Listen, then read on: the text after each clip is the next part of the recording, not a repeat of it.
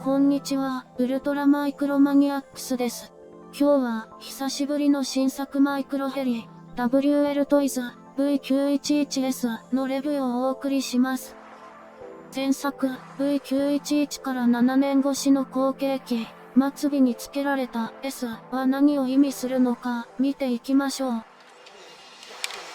本機の作りは、フライバー付きの旧 V911 とは大きく異なり、完全に新設計となっていますが、その構造は同社の V966 とそっくり。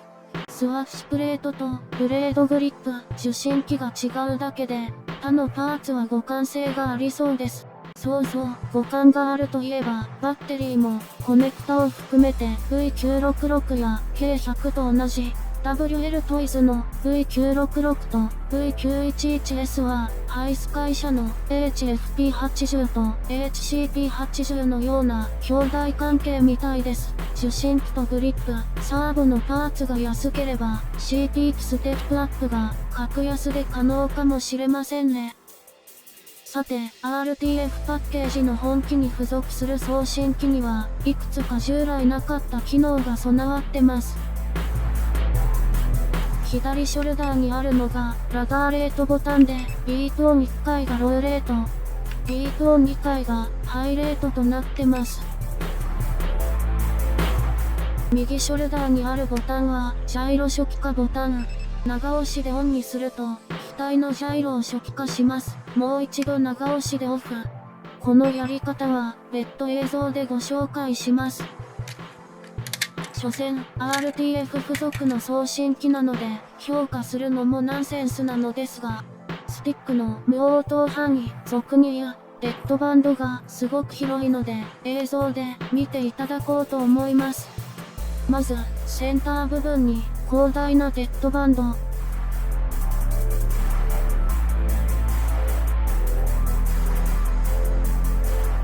そして、最大等角近辺にもデッドバンド。ハイレートではどうでしょうか？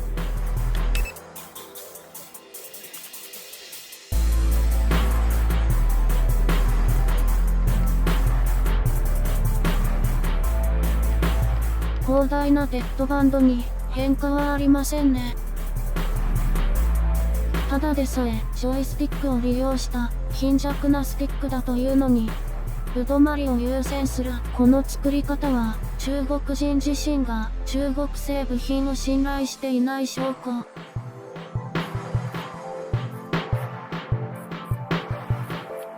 早くプロトコル解析が進んで、レビエーション送信機で操縦できるようになってほしいです。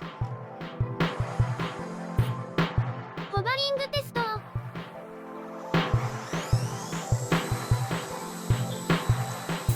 本機のホバリングは、ジャイロの構成さえされていれば、非常に安定しています。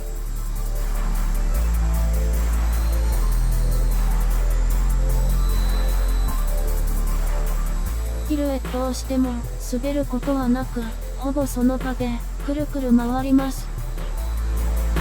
スティックから手を離すと、半ば強引なほど、ジャイロが記憶する水平に戻そうとするので、操作に対する応答が自然ではなく、機械的な印象がつきまといます。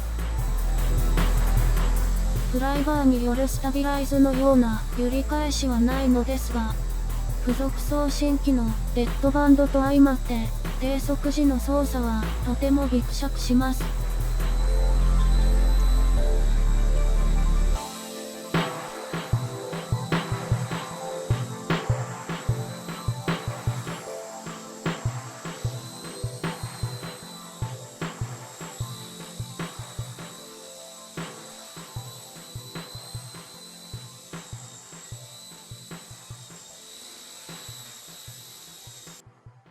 飛行テスト。はい。行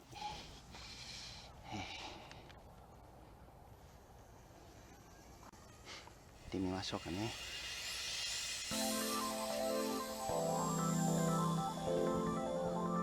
野外での飛行は、低速を強いられる室内飛行とは、違った印象になりますね。なかなかいいですよ。楽しいです。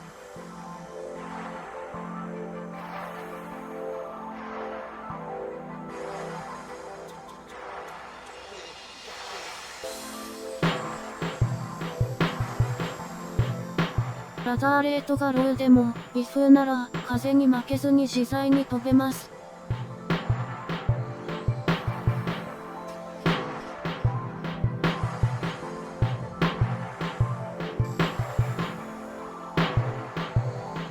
スロットルがいい感じにタルで、過敏さがなく、高度維持が容易です。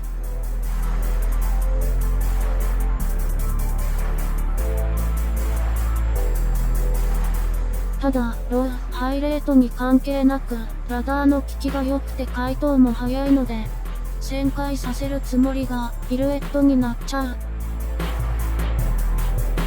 エレガントな軌道を描くためには、慣れが必要になりますね。